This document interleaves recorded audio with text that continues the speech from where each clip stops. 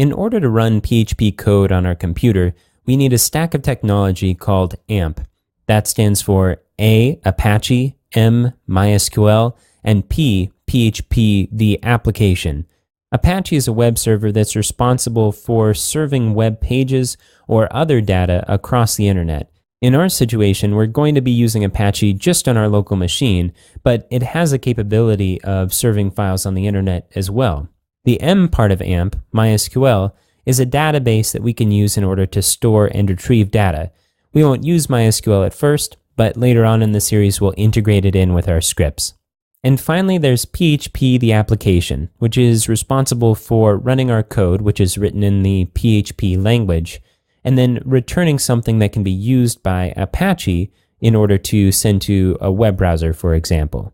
There's a lot to be learned on each level of this stack, but we're not going to get into that now. Right now, you just need a functional environment so you can begin playing with code. Lucky for us, there are a number of packages that are available that will install this entire stack like a desktop application, so you run one installer and you have it all, and you can begin writing code. There are programs specific to each operating system, so you'll find LAMP stacks for Linux, MAMP stacks for Mac, WAMP stacks for Windows, and then there's multi-platform stacks like XAMPP. What we're going to use here is the full AMP stack that's bundled into a package with Drupal as well. In previous videos, we used an application called Bitnami, which works well.